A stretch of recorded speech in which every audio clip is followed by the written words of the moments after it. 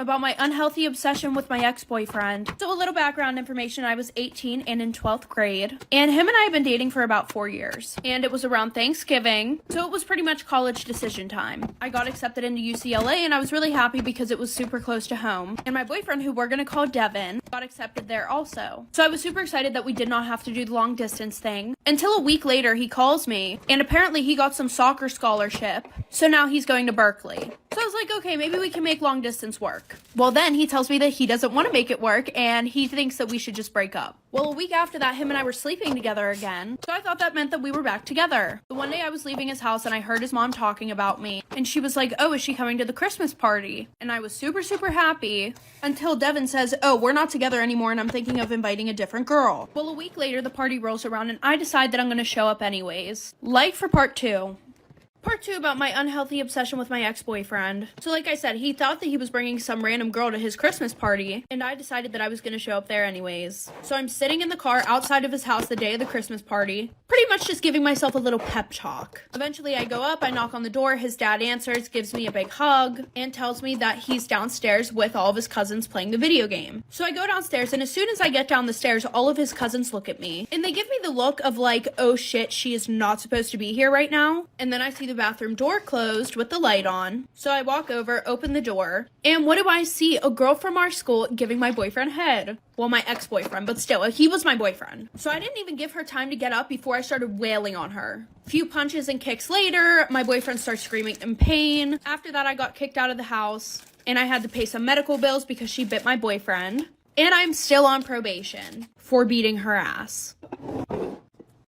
Imagine going on a cruise with your family, only to end up on the FBI's most wanted missing persons list. This was the fate of a young girl named Amy Lynn Bradley when she went on a holiday family vacation. Amy had just graduated and boarded the Royal Caribbean's Rhapsody of the Seas cruise with her parents and her brother Brad in March of 1998. The family was having a great time together, enjoying all the ship's amenities, and Amy even became friends with the ship's band, the Blue Orchid. On the night of March 23rd, Amy and her brother partied in the ship's club. Amy danced and chatted with the bass player, Yellow, aka Alistair Douglas. Around 1 a.m., the siblings called it a night and returned to their family's cabin together. This would be the last time that Brad ever saw his sister. A few hours later, at 5:30 in the morning, Ron Bradley, Amy's father, saw her on the deck of their family's stateroom lounging peacefully. All seemed well, but 30 minutes later, when he looked again, Amy had vanished. Ron assumed Amy went back to sleep in her bedroom, but when he checked, she wasn't there either. Ron went and checked the ship's common areas, but couldn't find Amy, and the family started to worry. They begged the cruise ship staff to cancel docking at Curacao, but were ignored. Both 2,400 passengers and 765 crew members were allowed off the ship. As the Bradley family continued to desperately search for Amy, the ship's staff remained unhelpful. They didn't want to announce her disappearance or hang photos of her around the vessel, afraid it might upset the other passengers, and they only searched common areas, not staff or passenger cabins. It was possible that Amy might have fallen overboard, but extremely unlikely because she was a trained lifeguard and experienced avid swimmer. That's when her family recalled how Amy was receiving a lot of special attention from the ship's crew. A waiter had asked Amy out to a restaurant called Carlos and Charlie's during the ship's dock to Aruba. However, Amy had rejected this offer and stated how the crew members gave her the creeps. She wasn't wrong to feel this way, as it just so happens another young American woman had disappeared shortly after being seen at that same restaurant in Aruba. The Bradley family did everything in their power to find Amy, but it was like she vanished completely and all the leads went cold. However, the Bradley family never gave up and were hopeful, but multiple people in the Caribbean claimed to have seen their daughter over the years. Just 5 months after her disappearance, 2 Canadian tourists spotted a woman who matched Amy's description on the beach with the exact same tattoos as Amy. These tattoos were pretty specific, such as a Tasmanian devil with a basketball on her shoulder, a sun on her lower back, a lizard on her stomach, and a Chinese symbol on her left ankle. She was accompanied by 2 men, and she tried to say something, but the man gestured her away. One of the tourists believes 100% that it was her. The following year, a woman comes forward stating that she's Amy Lynn Bradley at a brothel in Curacao. Crime Fanatic Friday Part 2, the girl who disappeared from a cruise ship. 1 year after Amy Lynn Bradley's disappearance in 1999, a member of the Navy was in a brothel in Curacao when a woman came up to him and told him that she's Amy Lynn Bradley. She begged for his help, but he didn't report it because he didn't want to get in trouble. The officer stayed quiet until after his retirement when he saw Amy's face on People magazine, but by then she was long gone. That same year, the Bradley family gained a tremendous amount of hope when a man named Frank Jones, claiming to be a former U.S. Army Special Forces officer, contacted them. He stated that he knew exactly where Amy was and he could rescue her from the armed Colombians holding her in Curacao. Jones even had a witness statement from a cook who told the family that Amy was being held in a complex protected with barbed wire. The cook described Amy's tattoos and even hummed a lullaby that Amy's mom used to sing to her daughter when she was a baby. However, this all later turned out to be a complete fraud. Jones managed to scam the Bradleys out of over $200,000 with the charade of getting their daughter back. It turns out that all the evidence he showed them was made up, leaving the Bradleys back at square one. However, the sightings of Amy didn't stop. In 2005, the Bradleys received an email with a picture of a woman who appeared to be Amy, lying on a bed in her underwear. A member of an organization that locates sex trafficking victims on adult websites noticed the photo and thought it was Amy. She was identified as a woman named Jazz, a sex worker in the Caribbean. Unfortunately, this clue never generated new leads, and to this day, Amy Lynn Bradley remains missing. She continues to be listed on the FBI's most wanted missing persons list. Her family, however, has never given up hope and have offered sizable rewards and information on her whereabouts.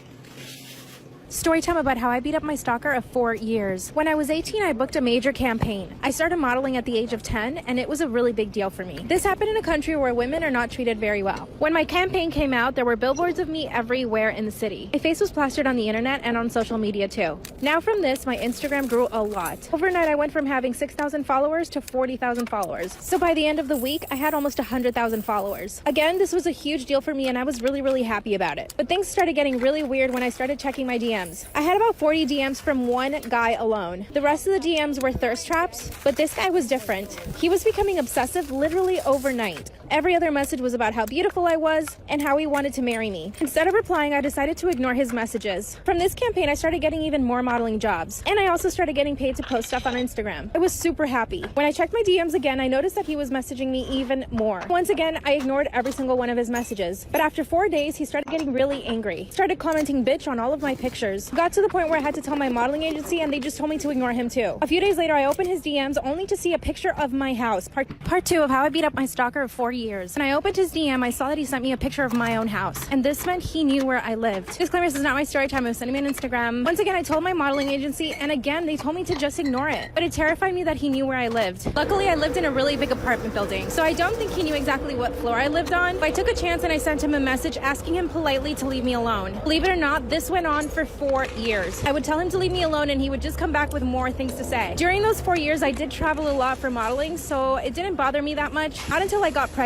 He actually sent me a picture of me pregnant. That's when he told me that I had betrayed him and that I was cheating on him. One day I'm at my apartment, and yes, I had already met a man at this time and we were engaged. My fiance was out at work. I decided to take some time off of modeling since I was pregnant. Suddenly I get a knock on my door. I opened the door to a stranger I had never seen before. Obviously at the time I didn't know it was my stalker because I didn't know what he looked like. That's when he hands me a package and he tells me that I must have left it downstairs. I told him I hadn't ordered anything, and then he asked if he could come in. Said no, but he pushed his way in. When he grabbed my hand and started begging for forgiveness. And he confessed that he had been sending me the messages for 4 years. Started yelling at him to leave, but he wouldn't. He tried to kiss my pregnant belly and asked me if it was his son. And that's when I just started kicking and punching him. And I didn't stop until he was out the door. When I looked at his face, he was bleeding and scratched all over. Neighbor had come out and had already called the cops, thank God. Cops arrested him and he was taken away. They were only able to hold him for 2 weeks. Apparently he had not broken any laws. This man is out there free. What should I do?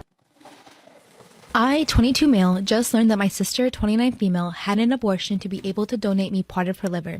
It caused her divorce, and I can't stop hating myself. I was very sick 4 years ago and was in need of a liver transplant. My situation was that it was very unlikely that I would get one in time. At that time, my sister was pregnant. I didn't know as it was early and she was only 2 months. My situation was getting worse, and my sister decided to have an abortion, and then 2 months later, we did the transplant surgery. Oh my god, what a nice sister. I never knew about the pregnancy. All I knew was that she gave me half of the liver. My sister and her husband divorced a year later. I didn't know the truth until yesterday when my mom slipped up about the abortion that my sister had. I asked her about it and she told me everything. She told me that my sister made her promise not to tell me and she failed that promise. My sister was very happy. My brother-in-law was a very decent guy. I knew they were looking forward to having children. They were great together. She always told us about how lucky she is to have found him. Apparently, at the time of their decision, my sister and her husband had great disagreement. He didn't want her to have the abortion and risk the transplant surgery and was hopeful that my situation might sort itself out without my sister's help. The chance was very small, but it was there. My sister didn't agree. They couldn't convince one another, and my sister did things anyway without his blessing. They tried working things out after the surgery. They went to counseling. They even tried to have another baby, but they couldn't get themselves to do it. He couldn't forgive my sister, and she wasn't all that apologetic, so they ended up separating and eventually divorcing. I asked my mom if my sister still thinks that she did the right thing, and she said she's not sure. I can't stop feeling guilty. My sister saved my life, but destroyed her own life by doing it. She had to abort the baby she definitely loved and looked forward to, and did that knowing that it will probably end her marriage as well. I was ready to go at that time. I had accepted my fate and I was at peace. She should have just let me. My brother-in-law should have told me, so I would have talked her out of it. I'm surprised he didn't, and I can't feel anything but hate for myself. I don't know what to do. Should I talk to my sister? What should I tell her? Should I keep my mouth shut and pretend that I don't know? I'm not sure if I'll ever be able to look into her eyes and not show that I know. I just don't know what to do. Please, please help me. Storytime about the girl who faked assault for attention. So a little background information, I was 15 and it was my sophomore year of high school. So we're gonna call this girl Carly. Well, every week this girl would come in with some sort of bruise or cut on her. Me being a decent human being, I would ask her what happened. Well, every week she would either say that somebody beat her up or she was SA'd by this one guy who took a video of them while they were doing the nasty. But you could completely tell that it was not against her will. Well, everybody would believe her because always believe the victim. Well, the same thing happened again with a different boy. Everybody saw the video, and I'm talking like people from different schools. So it got into a routine of her telling us how she would have to get abortions every month. So fast forward, I head to my first class of the day, which was English. Well, I look over at her because she sits right next to me, and I see a huge bruise on her neck. Like, it looked like somebody had been choking her. Now, her and I weren't in the same friend group, but we were kind of friends. So I lean over and ask her what happened, like for part 2. Part 2 about the girl who faked assault for attention. So like I said, we were sitting in English class, and I look over at her, and she has this big bruise on her neck, and it looked like somebody choked her. So I leaned over to her, and I asked her what happened, and she said the guy who was in the video with her, the most recent video, he essayed her. So I told her to come to the bathroom with me before the bell rang. So we go in, and I immediately grab a paper towel and put it under some water with some soap, and I go to put it on her neck. And she starts screaming and like ducking and swerving. Well, I ended up swiping her neck with the paper towel. And there is makeup all on this paper towel. And the bruise is just like smudged all over her neck. So I was like, what the hell is wrong with you? She told me not to tell anyone. And that was her way of making friends. Even though this girl had plenty of friends. So when we got back to class, the bruise had a completely different shape, and she changed her story to me beating the shit out of her in the bathroom because she slept with my non-existent boyfriend. 3 years later, she is still doing the same exact shit. It's story time about the girl next door.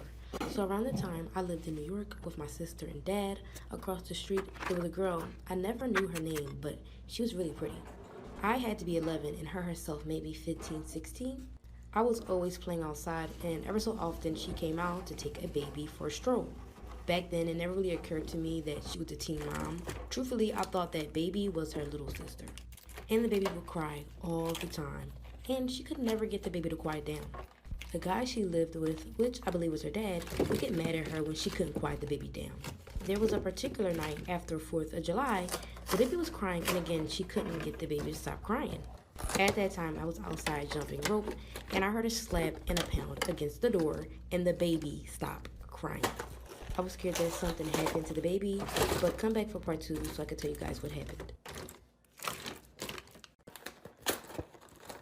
Part 2 of the girl that lived next door. So like I said, the baby was crying, and in the middle of the night, I heard a slap and a pound against the door, and the baby stopped crying. I was afraid that something had happened to the baby, so I ran across the street, and I listened to the sounds behind the front door. The guy that lived there had opened the door, and I fell into the house. He yelled at me saying, "What are you doing on my property?" When I got up and I looked up, the baby was on the ground, and the girl had bruises on her face. I told him I was sorry, and I asked what happened to the baby. He yelled at me, telling me to get out, and the girl got up to pick the baby up, and the baby started crying again. I got scared and ran back across the street. And the next day, the man came back and knocked on my door. Come back for part 3. Part 3 of the girl that lived next door. So like I said, the man came back and knocked on my door. My sister had answered, and he asked my dad, but around that time my dad wasn't home, so he just left. From then on, I was kind of afraid of going outside because I was afraid that the man was going to see me, so for a whole week I never came out. When I finally decided to go out, I asked my sister to come with me and play jump rope. While we were outside playing jump rope, our neighbors across the street, second floor, blinds open, and I looked up because the blinds are never open. As we were looking, the words "help me" were on the window, and which appeared to be written in red lipstick. We got scared and told our dad, and my dad immediately called the police, but after the police visited, they told my dad that there wasn't anyone in there. No baby, no girl, just a man living across the street. Said maybe we were seeing things or reading things wrong. It gets really bad after this. Come back for part 4.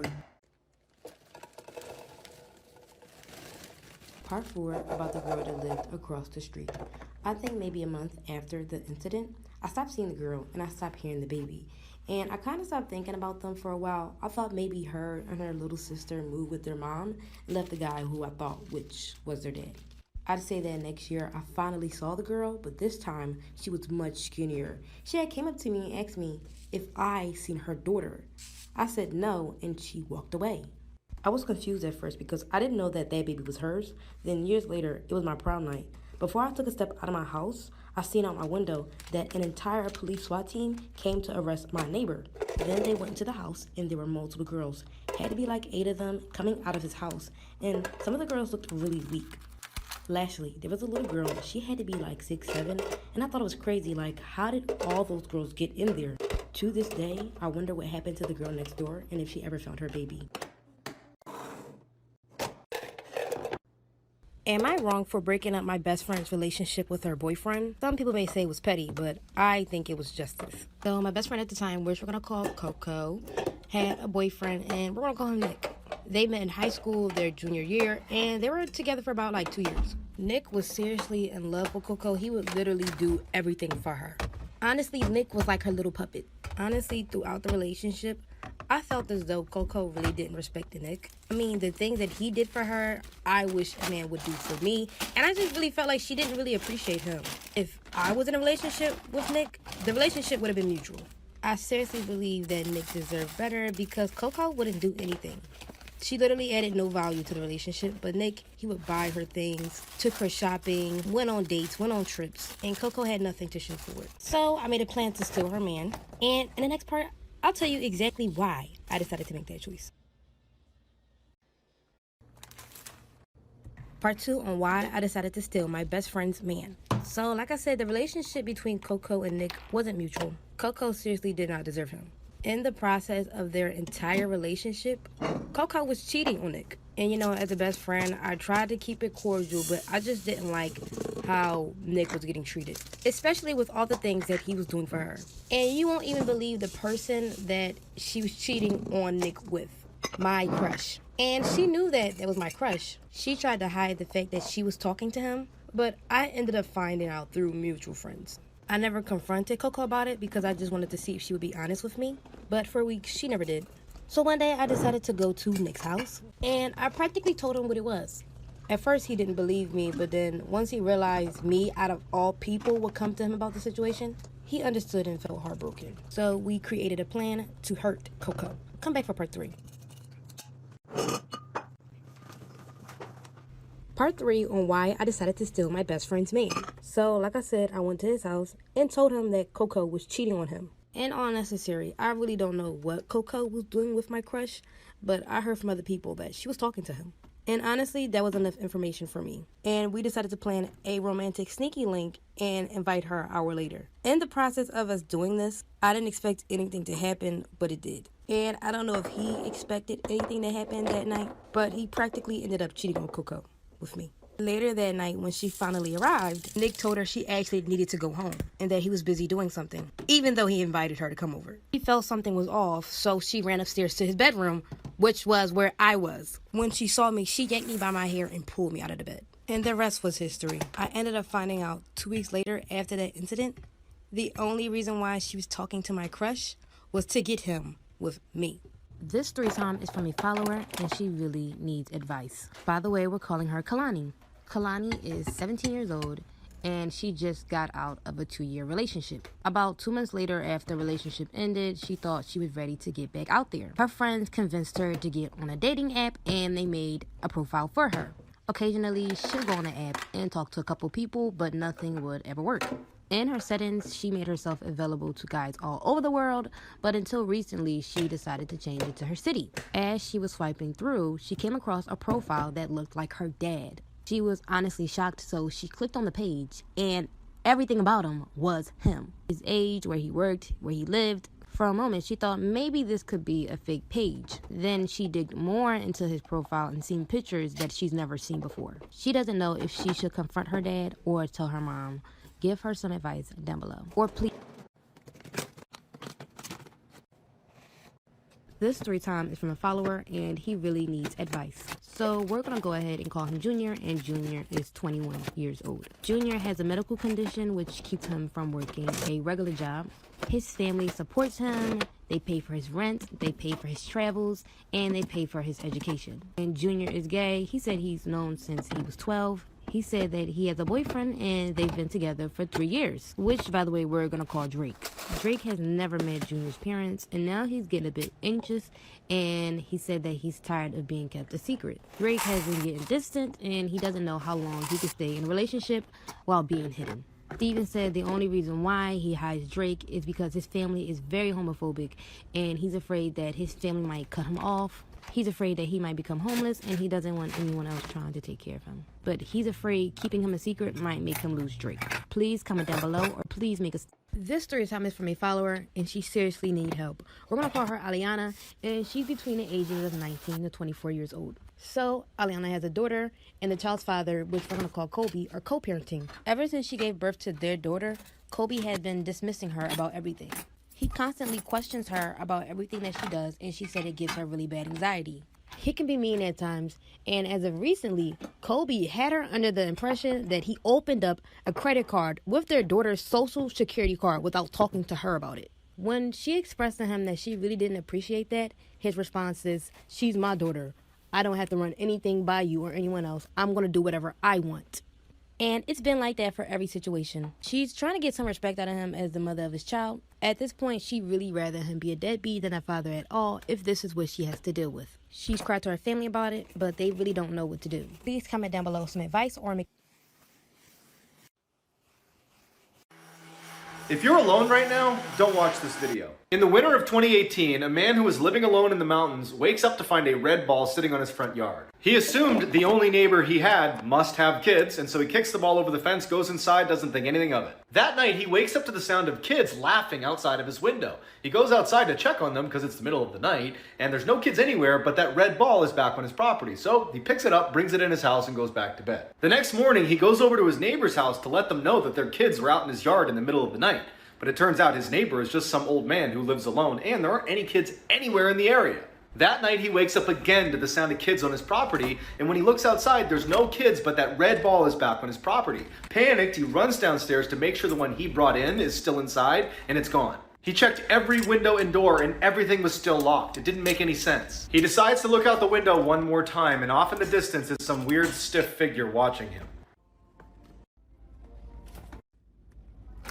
This is why you should never Google yourself. Some of us might have done it once or twice, but for Anora Petrova, one simple search led to horrifying consequences. Anora had always wanted to be an ice skater. She was young, talented, successful, and had a famous trainer. The night before her first big championship win, she felt more anxious than usual. For fun, she Googled herself and came across a Wikipedia page saying that she would win. When she did win, Anora thought this must be a coincidence. But every time after that, the page would predict whether she won or lost. She checked it every single time, almost addicted to refreshing that site. When she was about to compete in another huge competition, she decided to manipulate the website by changing the outcome it predicted. But instead, it said Anora Petrova is going to get what she deserves. Right after, she was accused of sabotaging another girl's skates, which ended up slicing her in the forehead. Even though Anora denied it, she was banned from the competition and was dropped by her trainer. She thought this must be the worst of it until she checked the website the next day and saw a terrifying message about her. Follow for part 2 of the story.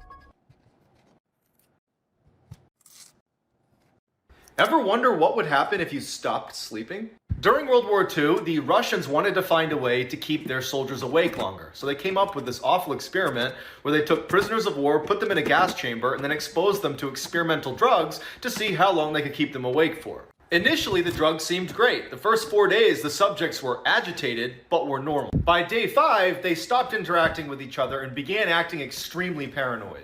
On day 9, one of the subjects screamed for so long that he tore his vocal cord. On day 14, they started eating themselves. When they turned off the gas on day 15, all of the subjects began screaming in pain, begging for them to turn the gas back on.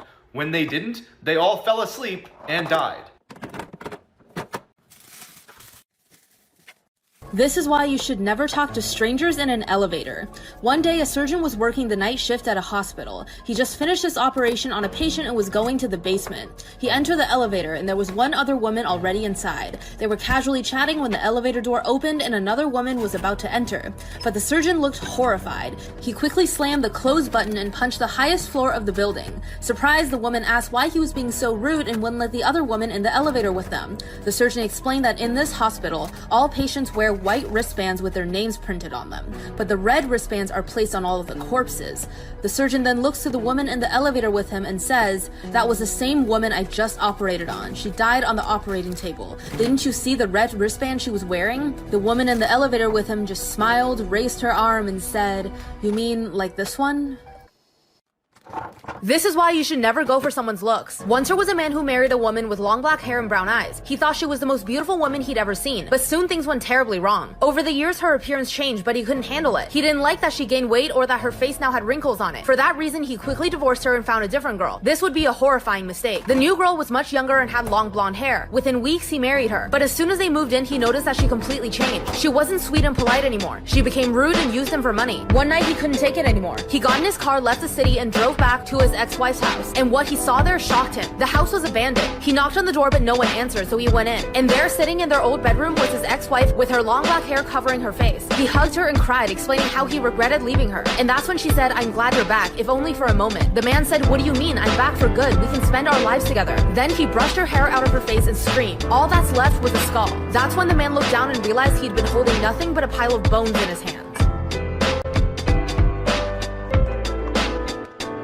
Story time of how I found out that my mom was actually my older sister. My older sister never really liked me as a child. We were never close. I never knew why, but I was guessing it was because of the 10-year age gap. But I'm pretty sure she hated me because she couldn't even look me in the eye. I cannot make this up. She would not look me in the eye. But she never really talked to my parents either. She kind of just kept to herself all the time. Sometimes I have vivid memories of when we were younger and she would always be arguing with my parents about something, and I always thought it had something to do with me. Well, I was right. It had everything to do with me because eventually my sister turned 18 and she moved out. For 2 years, I didn't talk to her at all. I honestly don't even think I had her number saved, and I'm pretty sure that she didn't have mine. Well, 2 years later, and I was 10 at the time, she reached out to me via social media. I'm not sure how she found my Instagram name, but it was just my name, so she probably just typed that in and found me. She DM'd me and told me that she wanted to talk about something very important and that she would like to talk over the phone. So we exchanged numbers and we called that same night. And she told me that when she was younger, my dad had taken advantage of her and gotten her pregnant.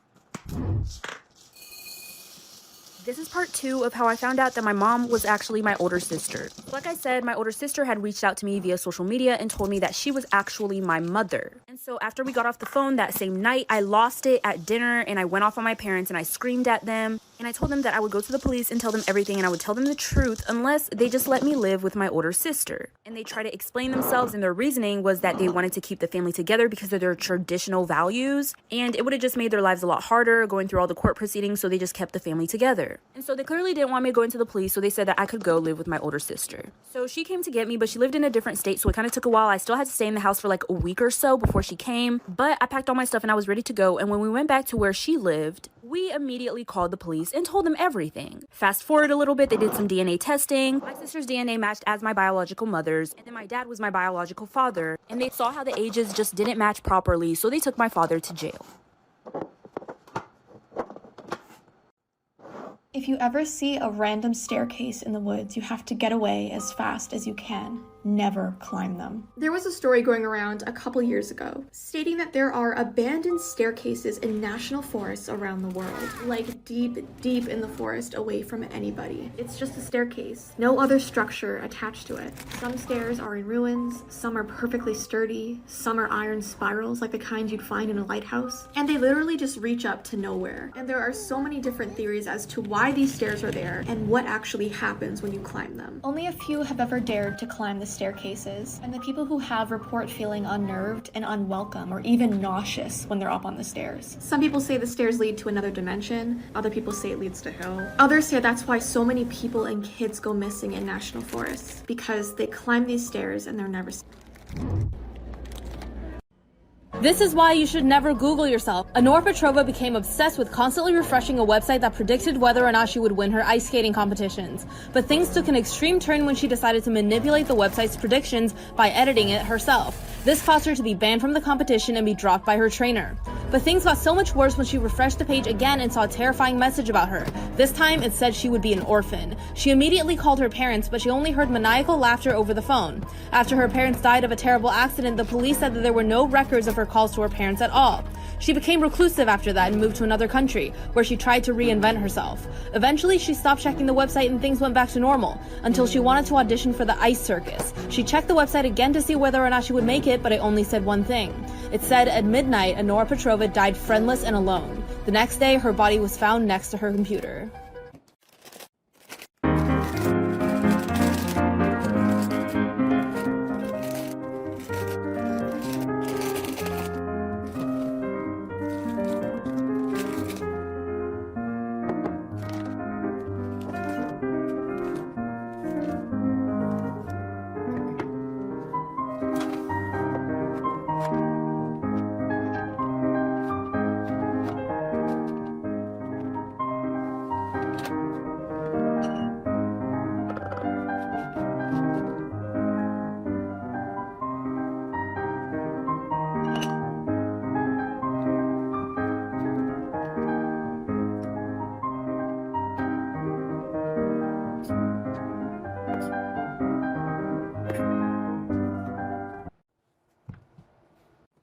I made my teacher cry. Story time. When I was in 2nd grade, I had this teacher and she was the devil, and we're gonna name her Miss Jackson. And the reason I call her a devil is because she would say really mean things to me to my face. She would be like, Ty, stop talking like that, you sound like a little girl. Or, your favorite color can't be pink, you have to choose one of the boy colors. And since I was so young, I didn't understand how serious these things were, and I didn't know I can get her in trouble. And I would go home sad like every single day. Eventually my mom noticed and she asked me what was wrong. So I told her some of the things that Miss Jackson would say to me, and my mom was mad. And my mom was like, the next time she says something to you, say something rude back, and if you get in trouble, I'll handle her from there. So I was like, okay, I'll do it. Now, Miss Jackson was a heavy lady, so I knew if I said something rude to her, it would be about her weight. Though we don't body shame around here. We don't do that, okay? So I'm in school eating lunch with my friends who happen to be girls, and Miss Jackson comes up to me and she's like, shouldn't you be eating with the boys? So I looked at her and I was like, shouldn't you be eating a salad? And the lunchroom started laughing, and then she started crying.